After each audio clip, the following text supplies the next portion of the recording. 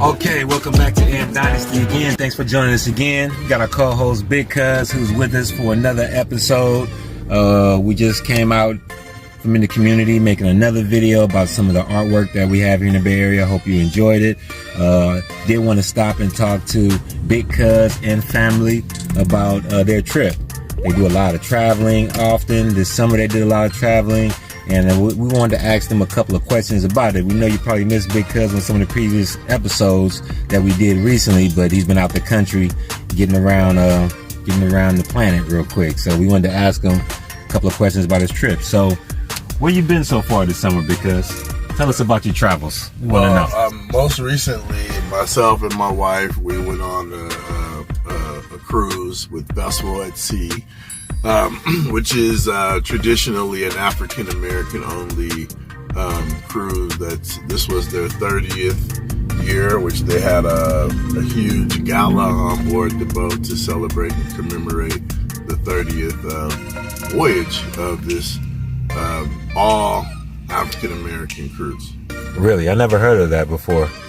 They do it 30 years annually. Yeah, so it's a travel agency based out of San Francisco that puts on this cruise, and again, they're in their 30th year.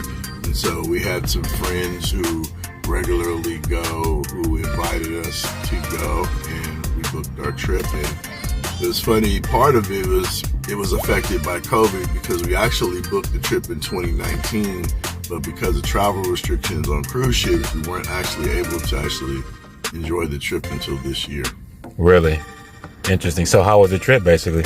The trip was wonderful. It left from Fort Lauderdale, Florida, and we went on an 8-day cruise, and we went to Haiti first, and then we went to the Dominican Republic, and then we went to Curacao and finished up in Aruba.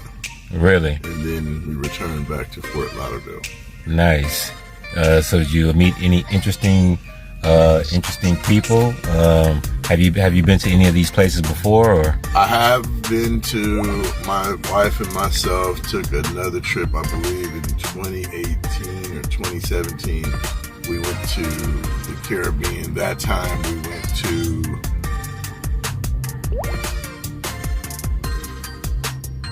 Puerto Rico, we went to St. Thomas, we went to Curacao, we went to Aruba, and we went to St. Kitts. What's Curacao like? Curacao is a nice island where there are lots of people that look like us.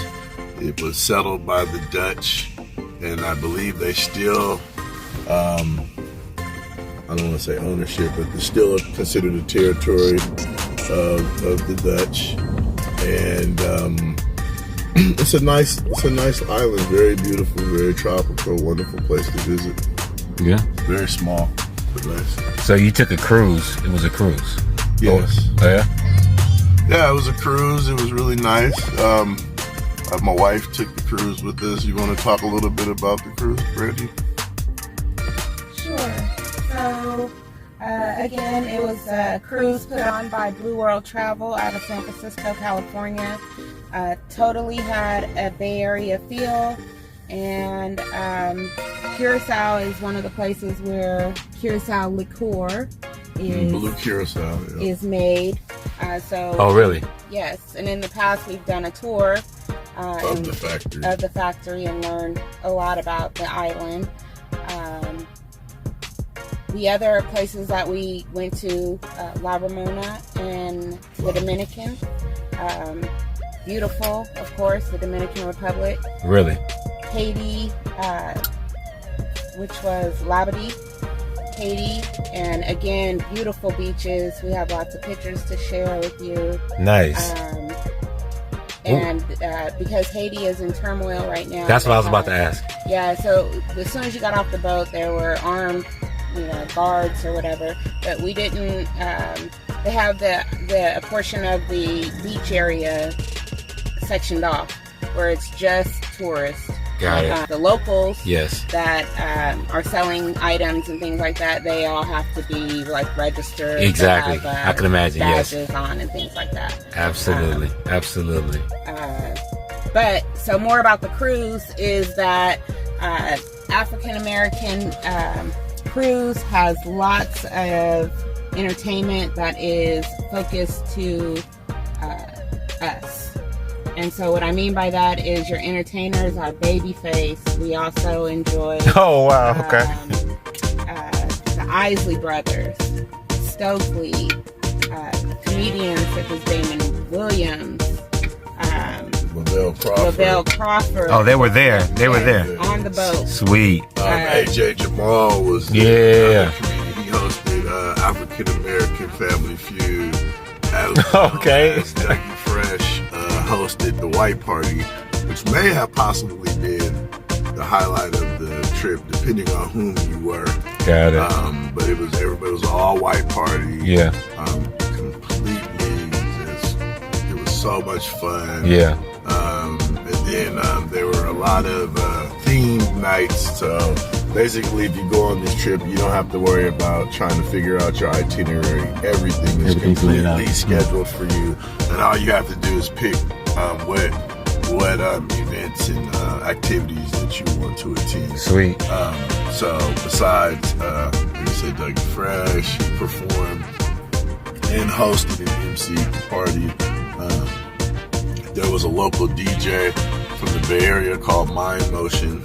Oh, yeah. And so he was playing all the Bay music, so there was a wonderful Bay vibe on the boat. So it was really easy for us to kind of find our little niche there. Absolutely. It was multi-generational, so it was nice to be able to just interact with different folks on different age levels.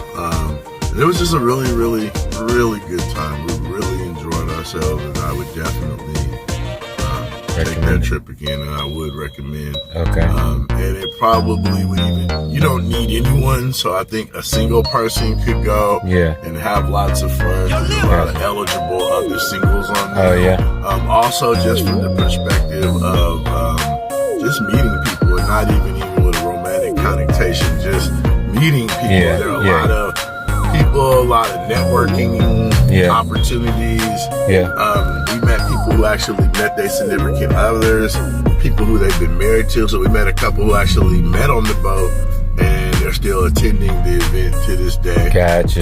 Nice. And just really, really good people. No problems, no issues. Everybody really just getting along. And it was a really wonderful family feel about just being on the boat. Oh, and I was thinking about some of the other nights that they had, where there was a Wakanda night, it really was, where everybody dressed up in African garb, and we all had our African vests on. So it was really nice to go, and the creativity that everybody displayed in terms of their colors. Yeah. It was almost like people had family colors, so couples with all wearing the same pattern dress, as well as whole family groups dressed all in the same patterns, but everybody had a different style, of course, and everybody's own personal style came out. There also was a really fun night versus Disney, where everybody dressed up in costumes. Okay. Myself and my wife, I went as Dr. Facilier, the witch doctor from Princess and the Frog, and my wife went as Maleficent. So Dr. Facilier's back. Melissa took her to the party.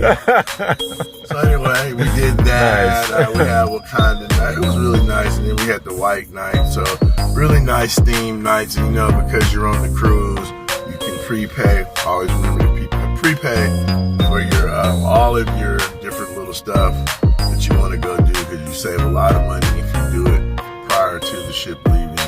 So my nice. We were able to just take pictures. And for guys, this is your opportunity to get all those pictures out the way that your wife bugs you.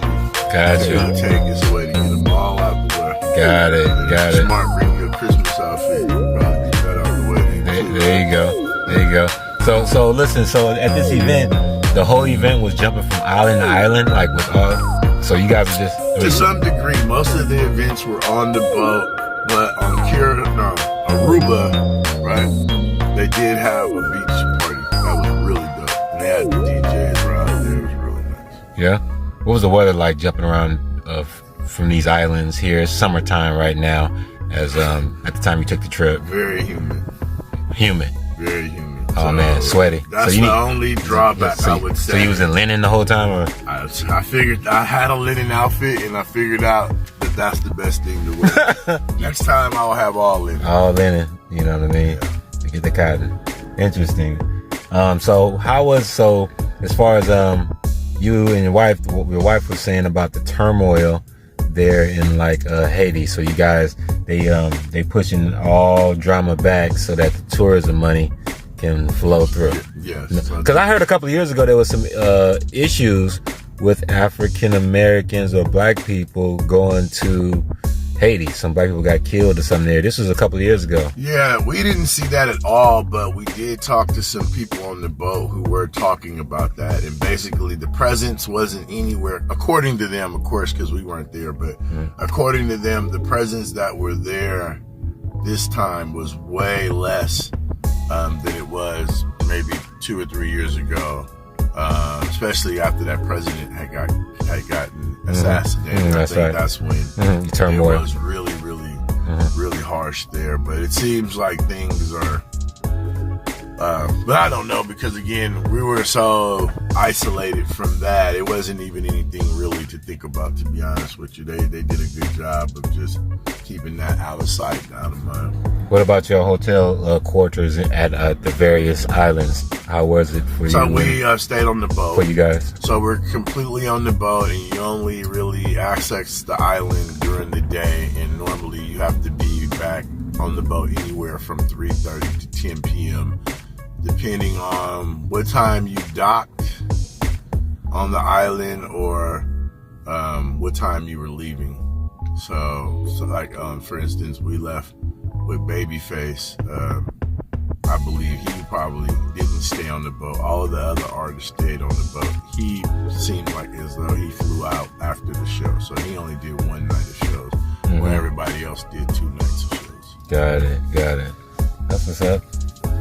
So yeah, so how many islands was that you guys hit up? We went to 4 islands. Yeah.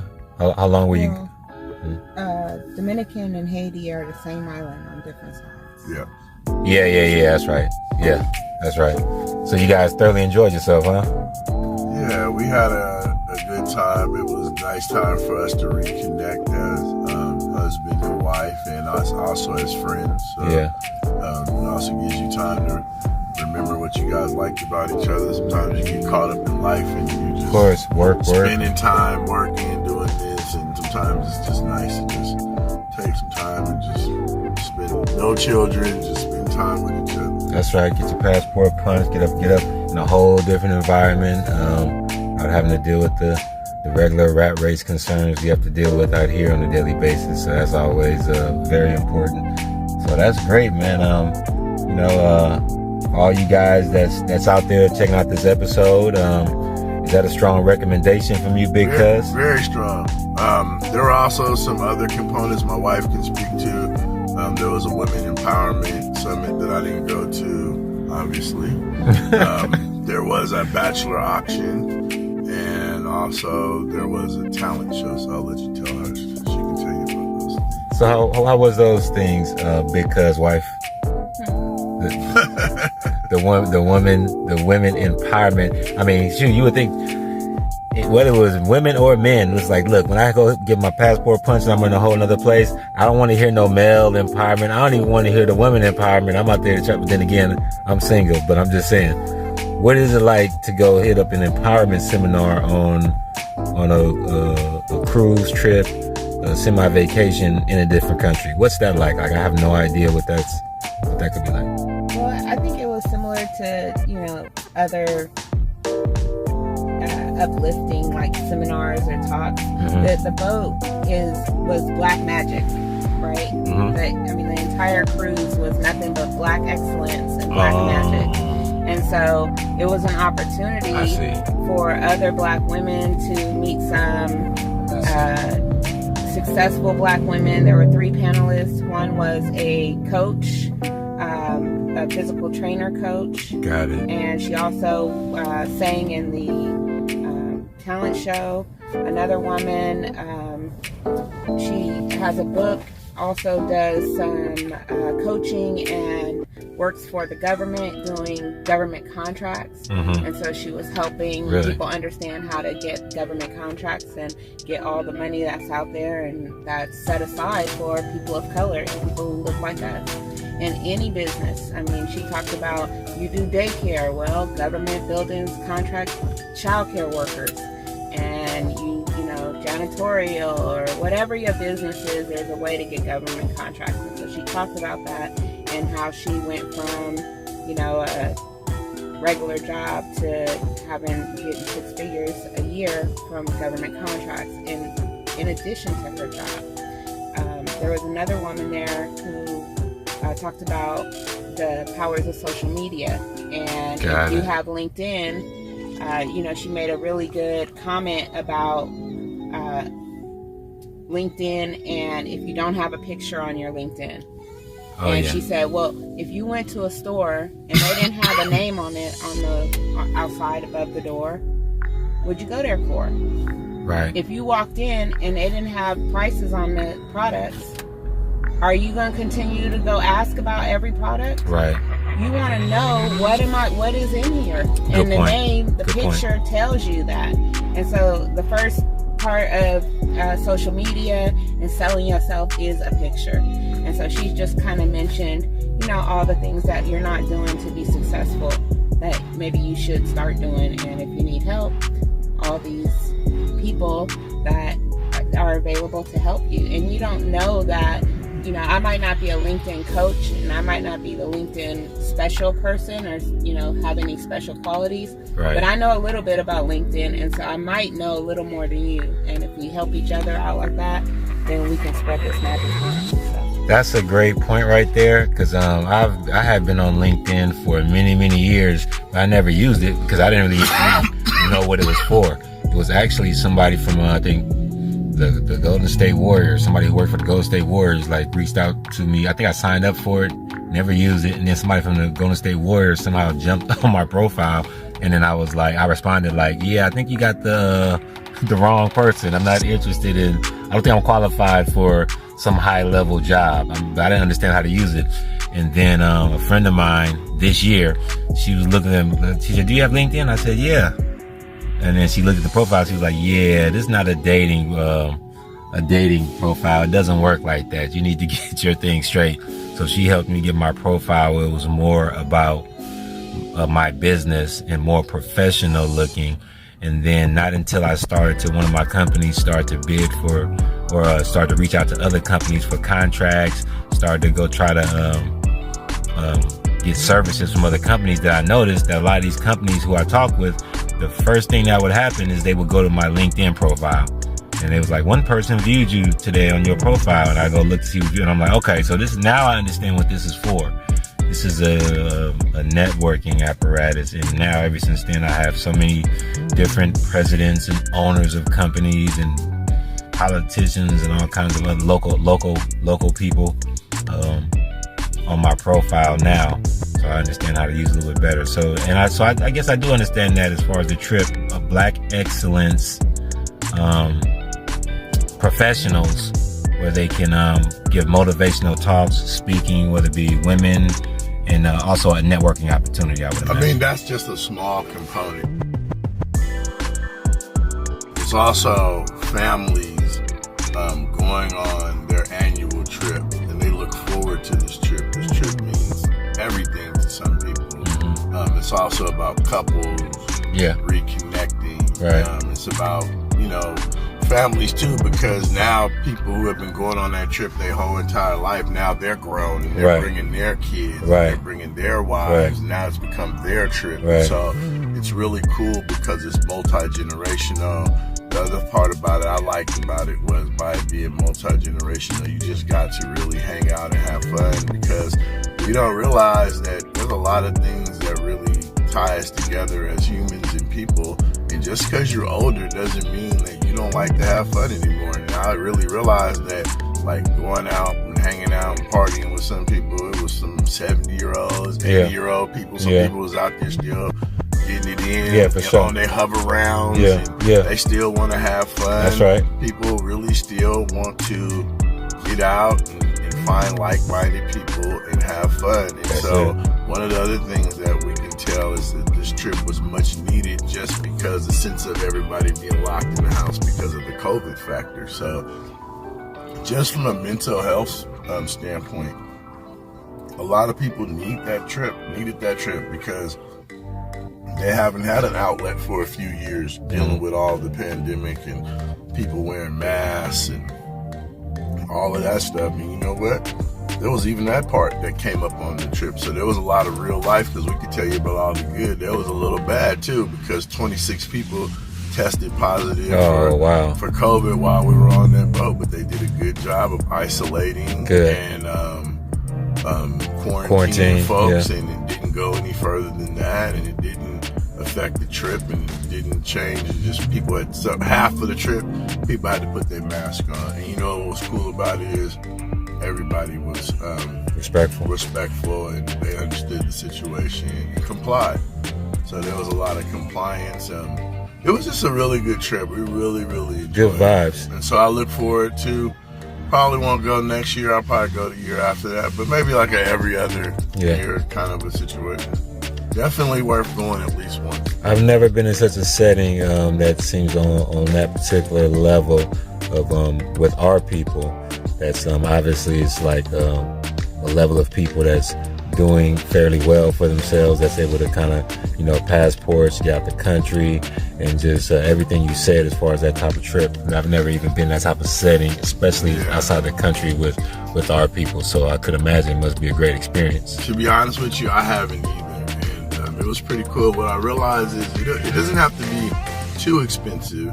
So it wasn't like overly expensive, but it was expensive enough, I think, to weed out I hate to say it, but the riffraff. So I didn't really see any riffraff stuff going on. It wasn't any of that stuff. Everything was really upstanding, and really I commend everyone who had a part in putting on that trip, because they planned this. I'm gonna say this the wrong way, but they planned the shit out of that trip. That's right. It was planned to the T, and I can't really even say that the people who put it on, I don't really have any real suggestions that what they could do better. Everything was really good.